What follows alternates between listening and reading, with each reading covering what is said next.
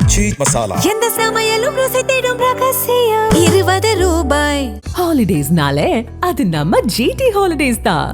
GT Holidays, South India's #1 travel brand. You know you are special when you're with GT Holidays. தனியார் கல்லூரி மாணவர் ஒருவர் தனது சக நண்பர்களாலேயே படுகொலை செய்யப்பட்டுள்ள சம்பவம் தமிழகத்தில் மிகப்பெரிய அதிர்வலைகளை ஏற்படுத்தியிருக்கு.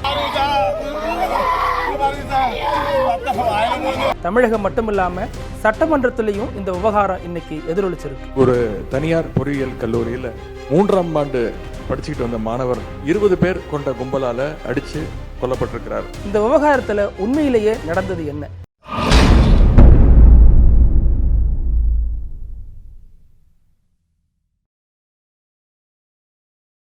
கோவை மாவட்டம் பொள்ளாச்சி சாலையில் அமைந்திருக்கிறது பிரீமியர் மில்லுக்கு பக்கத்தில் ஒரு தனியார் பொறியியல் கல்லூரி.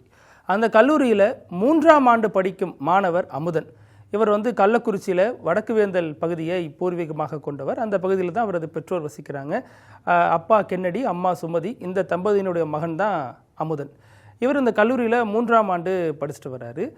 இவர் கடந்த திங்கட்கிழமை, அதாவது ஆகஸ்ட் 10ஆம் தேதி காலையில் தனது நண்பர் ஒருவரோட கல்லூரிக்கு போகிறார். கல்லூரிக்கு போகும் வழியில் மலுமிச்சம்பட்டி அப்படிங்கிற அந்த ஏரியாவுக்கு அருகில் சில கும்பலால் வழிமறிக்கப்படுகிறார். கிட்டத்தட்ட 20 பேர் கொண்ட கும்பல் அப்படின்னு சொல்லப்படுது. அவங்களால வழிமறிக்கப்பட்டு கல்லூரிக்கு பின்புறம் இருக்கக்கூடிய யாரும் இல்லாத அந்த கிரவுண்டுக்கு அழைச்சிட்டு போகப்படுகிறார்.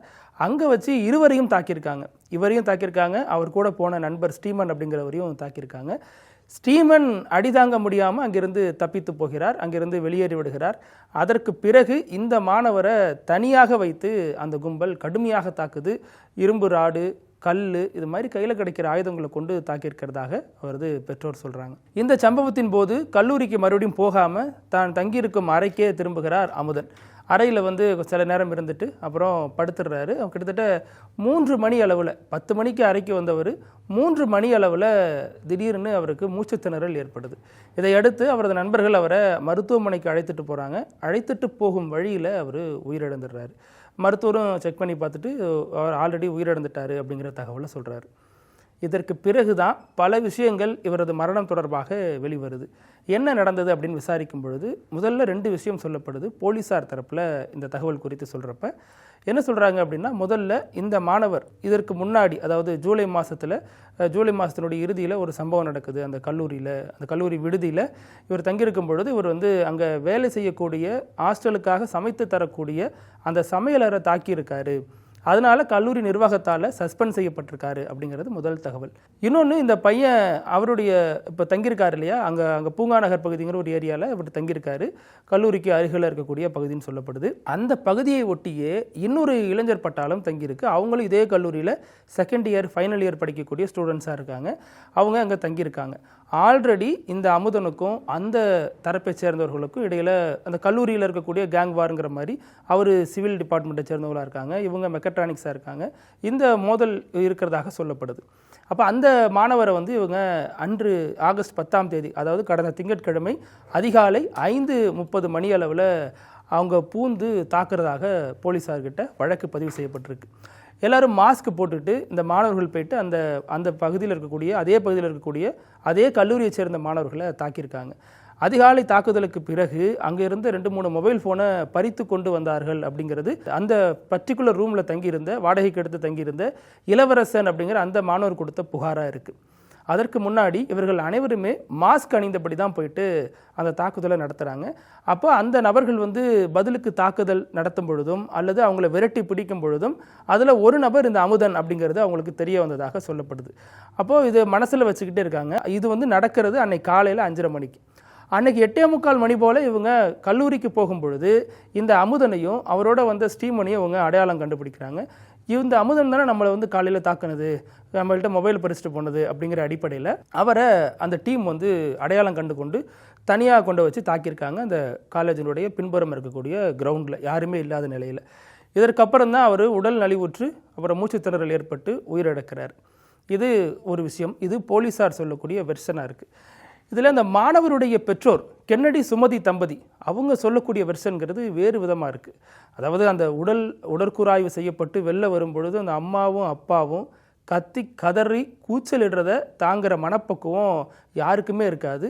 அவங்க பெற்ற பிள்ளையை பார்த்து அடே அமுதா எங்கடா போயிட்ட அப்படின்னு கேட்குறப்ப அது யார் பார்த்தாலும் கண்களில் நீர் பெருக்கெடுக்க தான் செய்யுது. அந்த பெற்றோருடைய வேதனை, அவங்க சொல்லக்கூடிய பதிவு, அவங்க சொல்லக்கூடிய புகார் என்னவாக இருக்குது அப்படின்னா, என்னுடைய பையன் ரொம்ப அடிப்படையில் எந்த விதமான கெட்ட பழக்கமும் இல்லாத ஒரு நல்ல பையன், அவனுக்கு எந்த விதமான தீய பழக்கங்களும் இல்லை. அவன் 1ஆம் ஆண்டு கல்லூரியினுடைய ஹாஸ்டலில் தங்கி படித்தான். 2nd இயர் வெளியில் வந்து ரூம் எடுத்து படித்தான். 3rd இயரில் அப்பா அது சரியில்லைப்பா, வெளியில் பாதுகாப்பு இல்லாத மாதிரி இருக்குது, நான் ஹாஸ்டலுக்கே போகிறேன்ப்பா அப்படின்னு சொன்னால், அதன் அடிப்படையில் நாங்கள் 40,000 கட்டி அவனை ஹாஸ்டலில் சேர்த்து விட்டோம். அப்படி ஒரு நாள் ஹாஸ்டலில் இருக்கும் பொழுது ஒரு நாள் இரவு இவன் அவனோட சேர்ந்து ஒரு 4 நண்பர்கள்லாம் தங்கியிருக்காங்க. அந்த ஹாஸ்டல் ரூமில் இருக்காங்க, அதாவது காலேஜ் ஹாஸ்டலில். அப்போ இந்த பையன் அவரோட இன்னொரு ஃப்ரெண்டு 2 பேருமே அன்று இரவு ஹெட்செட்டில் பாட்டு கேட்டுட்டு இருந்திருக்காங்க. அப்போ ஹெட்செட் வந்து தடுமாறி ஹாஸ்டலினுடைய கீழே பின்புறத்தில் விழுந்திருக்கு, கேன்டீன் பின்புறம். கேன்டீன் பின்புறம் விழுந்தோடனே இவங்க போய்ட்டு அந்த ஹெட்செட் எடுக்கலான்னு போகிறாங்க. ஏன்னா இரவு நேரம் தனியாக போகிறதுக்கு பயமாக இருக்குன்னு சக நண்பர் சொன்னதுனால இவர் போனதாக அவர் பெற்றோர் சொல்கிறாங்க. அப்போ இந்த 2 இளைஞர்களும் கீழே போகும்பொழுது அங்கே ஒரு கும்பல் உட்காந்து ஒரு போதை பொருளை புகைச்சிக்கிட்டு இருந்திருக்காங்க. அதை பார்த்து இவங்க சில வாக்குவாதம் பண்ணதாக சொல்லப்படுகிறது. அதில் குறிப்பாக அமுதன் எதுவுமே பண்ணலை, அவரோட உடன் வந்த அந்த நண்பர் தான் வாக்குவாதம் பண்ணார். ஏதோ சில விஷயங்கள் கேட்டு அவர் எனக்கு தமிழ் தெரியுண்டா, ஏன்னா அவங்க அடிப்படையில் வட மாநிலத்தை சேர்ந்தவர்கள்னு சொல்லப்படுது. அவங்க தான் அந்த கல்லூரி விடுதியினுடைய சமையலராகவும் இருந்திருக்காங்க. அப்போ இவங்க வந்து ஒருமையில் பேசியிருக்காங்க, கொஞ்சம் கோபமாக பேசினதாகவும் சொல்லப்படுது. அப்போ அவர் எனக்கு தமிழ் தெரியுண்டா, என்ன வந்து எப்படி இப்படி பேசுவீங்க அப்படின்னு அவரும் பதிலுக்கு பேசினதாகவும், இது வாக்குவாதமாகி கைகலப்பாகவும் மாறியதாக சொல்லப்படுகிறது. ஆனால் அமுதனுடைய பெற்றோர் சொல்லக்கூடிய வாக்குமூலத்தின்படி என் பையன் எந்த விதமான தவறும் பண்ணலை, கூட போன பையன் தவறு பண்ணதாக அவங்க சொல்கிறாங்க. அதற்கு பிறகு மறுநாள் அதில் சம்மந்தப்பட்ட சமையலர் இருக்காங்க இல்லையா, அவங்க வந்து கல்லூரி தரப்பில் முறையிடுறாங்க. எங்களுக்கு பாதுகாப்பு இல்லை, நாங்கள் சமைக்க மாட்டோம் அல்லது இங்கேருந்து வெளியேறுகிறோம் அப்படின்னு சொன்னதன் அடிப்படையில் கல்லூரி நிர்வாகம் இவங்களையும் விசாரிச்சிருக்கு. யார்? அமுதன் அவருடைய நண்பரையும் விசாரித்து நீங்கள் 2 பேரும் இனிமேல் ஹாஸ்டலில் இருக்கக்கூடாது அப்படின்னு சொல்லிட்டு ஹாஸ்டல்லேருந்து சஸ்பெண்ட் பண்ணுறாங்க. அப்போ ஹாஸ்டல்லேருந்து சஸ்பெண்ட் பண்ணால் எப்படி கல்லூரிக்கு வரதுங்கிற அடிப்படையில் பக்கத்தில் ஆல்ரெடி பூங்கா நகர் பகுதியில் தங்கியிருந்தாங்க இல்லையா அமுதனுடைய நண்பர்கள், அவங்களோட அமுதன் சேர்ந்து கொஞ்ச நாள் தங்கியிருக்காரு. அப்போது தான் சில விஷயங்கள்லாம் சொல்லப்படுது. அப்போ என்ன விஷயங்கள் வருதுன்னா, கல்லூரி நிர்வாகம் தரப்பில் இவங்கள்ட்ட விசாரிச்சிருக்காங்க, என்னென்ன போதைப்பொருள் யார் யார் விற்கிறாங்க, யார் மூலமாக உள்ளே கொண்டு வரப்படுது, இதை எத்தனை மாணவர்கள், அவங்களுடைய பெயர் என்ன, முகவரி என்ன, எங்கே பயன்படுத்துகிறாங்க அப்படின்னு எல்லா விதமான தகவல்களையும் கல்லூரி நிர்வாகம் திரட்டி இவர்கிட்டேருந்து அமுதன்ட்டேருந்து வாங்கியிருக்கிறதாக சொல்லப்படுது. இவ்வளோ விஷயம் சொன்ன பிறகு கல்லூரி நிர்வாகம் சொல்லியிருக்கு, நீ பயப்படாத, இந்த விஷயம் வெளியே தெரியாமல் பார்த்துக்குறோம், நீ வந்து ஒரு வாரம் வேணால் ஊருக்கு போயிடு அப்படிங்கிற மாதிரி சொன்னதாக பேரண்ட் தரப்பில் சொல்லப்படுது. அதற்கு அமுதன் சொல்லியிருக்காரு, இல்லை சார் இன்டர்னல் எக்ஸாம் வருது, நான் முடிச்சுட்டு ஊருக்கு போயிடுறேன், அதுக்குள்ள ரூமையும் பார்த்துறேன் அப்படின்னு தனது பெற்றோர்கிட்டையும் இதை சொல்லியிருக்காரு. இந்த நேரத்தில் அமுதன் வந்து ஆல்ரெடி காலையில் போயிட்டு இந்த மாதிரி மொபைல் பறித்ததாகவும் அதன் நீட்சியாக அதற்கு பழிவாங்கும் விதத்தில் இப்படி ஒரு சம்பவம் நடந்ததாக ஒரு பார்வை. இன்னொன்று பேரண்ட் என்ன சொல்கிறாங்க அப்படின்னா, இந்த போதைப்பொருள் நெட்வொர்க் இருக்கு இல்லையா, யார் யார் விற்கிறா, யார் யார் அதை பயன்படுத்துகிறா அப்படிங்கிற இந்த தகவலை எல்லாம் என் மகன் கல்லூரி நிர்வாகத்திட்ட சொல்லியிருக்கான். கல்லூரி நிர்வாகம் இதை உரிய முறைப்படி பாதுகாப்பாக இந்த ரகசியமாக வச்சுருந்துருக்கணும். ஆனால் அவங்க ஏதோ ஒரு வகையில் கசிய விட்டுருக்காங்களா அல்லது தகவல் எப்படி தெரிஞ்சிச்சுன்னு தெரியல, இந்த மரணத்திற்கு கல்லூரி நிர்வாகம் தான் காரணம். இந்த போதைப்பொருள் தொடர்புடைய அந்த விவகாரத்தை சொன்னதுனால தான் என் மகன் குறிவைக்கப்பட்டு கொலை செய்யப்பட்டுள்ளான் அப்படின்னு வற்றாத கண்ணீரோடு அவங்க அழுது கூக்குரலிட்டு கதறி சொல்கிறத நம்மளால் பார்க்க முடியுது. அந்த பேரண்ட் இருவரும் வந்து சொல்கிறது என்னென்னா, இனி ஒரு பையன் இந்த மாதிரியான சம்பவத்தில் மரணம் அடையக்கூடாது, இந்த மாதிரி இன்னொரு மரணம் இன்னொரு வீட்டில் நடக்கக்கூடாது, அந்த கல்லூரியை சுற்றி நிறைய இடங்களில் போதைப்பொருள் விற்கப்படுது அப்படிங்கிற ஒரு அதிர்ச்சிகரமான புகாரையும் அவங்க சொல்லியிருக்காங்க. இந்த விவகாரத்தை மறைந்திருந்து, அதாவது தனது நண்பர் அமுதன் கொடூரமாக தாக்கப்பட்டதை அங்கிருந்து வெளியேறிய சக நண்பர் அவர் வந்து மறைந்திருந்து முழுக்க பார்த்துட்டு இதையெல்லாம் அமுதனுடைய பெற்றோர்கிட்ட சொல்லியிருக்காரு. அமுதன் எந்த தவறும் செய்யலை, அவன் யாரையுமே தாக்கலை, அவன் எதுவாக இருந்தாலும் என்கிட்ட சொல்லிடுவான், ஆனால் இது அவங்க கொடூரமாக வச்சு அவனை தாக்கியிருக்காங்க அப்படிங்கிற விஷயத்தையும் அவர் சொன்னதாக அவருடைய தந்தை கென்னடி சொல்கிறார். இதன் அடிப்படையில், அதாவது அந்த மாணவர் கொடுத்த புகாரின் அடிப்படையில், அந்த மாணவர் வந்து போலீஸ் ஸ்டேஷனில் கம்ப்ளைண்ட் கொடுத்துருக்காரு. அந்த புகாரின் அடிப்படையில் 5 பேர் மீது, அதாவது 5 மாணவர்கள் மீது போலீஸார் அவங்கள கஸ்டடி எடுத்து விசாரிச்சுட்டு வராங்க. உண்மையில் என்ன நடந்துச்சு, யார் யார் காரணம்னு. இன்னும் கூடுதலான நபர்கள், இதில் சம்மந்தப்பட்ட நபர்களையும் போலீஸார் தேடி வர்றதாக போலீஸார் தரப்பில் சொல்லப்படுது. அப்போ இதில் இவங்க மட்டும்தான் சம்மந்தப்பட்டாங்களா, அல்லது ஏன்னா இதில் வெளியிலிருந்து வந்த நபர்களும் தாக்கியிருக்காங்க அப்படிங்கிற மாதிரியான தகவல்களும் இதில் கூடுதலாக சொல்லப்படுது. அப்போ இது உண்மையிலேயே போதை நெட்வொர்க்கை பற்றி இவர் அம்பலப்படுத்தினதுனால நடந்த கொலையா, அல்லது கல்லூரிக்குள்ள சக மாணவர்களுக்குள்ள second year, fourth year, third இயர்னு இந்த ரேஞ்சில் நடக்கக்கூடிய வழக்கமான மோதலினுடைய பின்புலத்தில் அதில் பழிவாங்கும் நோக்கத்தில் நடந்தேறிய ஒரு கொலை சம்பவமா அப்படிங்கிறது தான் போலீஸார் இப்போ தீவிரமாக விசாரணை செஞ்சுட்டு வராங்க. இதில் அந்த பேரண்ட்ஸ் சொல்கிறது என்னென்னா, கல்லூரி நிர்வாகத்திலிருந்து இதுவரைக்கும் யாருமே எங்களை தொடர்பு கொண்டு துக்கம் விசாரிக்கலை, என் பையன் மரணத்துக்கு கூட வந்து யாரும் பார்க்கல. நான் அன்னைக்கு சம்மந்தப்பட்ட அன்னைக்கு ஆகஸ்ட் 10ஆம் தேதி காலையில் 11 மணிக்கு என் பையன் என்கிட்ட ஃபோன் பேசினான். அதற்கு பிறகு அவன் 1 மணிக்கு நான் ஃபோன் பண்ணப்போ அவன் ஃபோன் சுவிட்ச் ஆஃப் ஆகிருக்கு. இடைப்பட்ட நேரத்தில் என்னமோ நடந்திருக்கு. ஏன்னா காலையில் காலேஜ் கிளம்பிட்டப்பான்னு சொல்கிற பையன் எப்படி அதுக்குள்ளே இவ்வளோ பிரச்சனைகளுக்கு ஆட்படுவான் அப்படிங்கிற மாதிரி அவர் தந்தையும் ஒரு சந்தேக புகாரை எழுப்புகிறார்.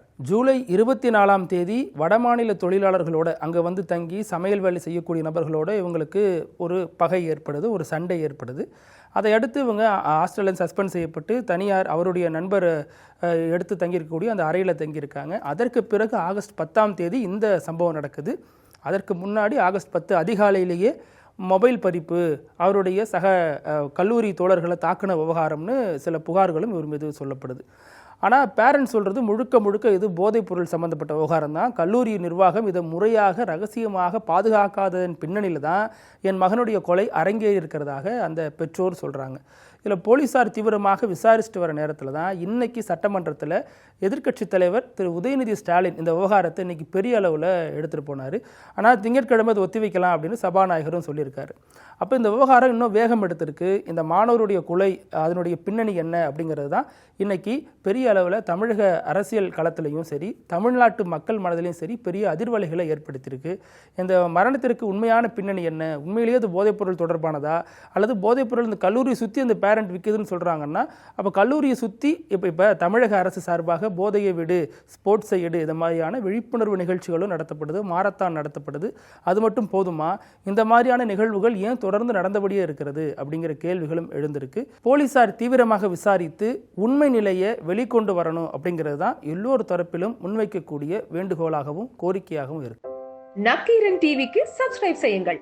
உங்கள் ஆதரவே எங்கள் பலம். ஆசிரியர்களுக்கு நண்பனாகவும் மாணவர்களுக்கு ஆசானாகவும் திகழும் தேர்வு வழிகாட்டி. ஒவ்வொரு பாடத்திற்கும் அனுபவமிக்க ஆசிரியர்களின் துல்லியமான தெளிவான விடைகள். CNC இருக்கு, தேர்வு பயம் எதற்கு? இது தீரன் பப்ளிஷிங் ஹவுஸ் விற்பனை வெளியீடு.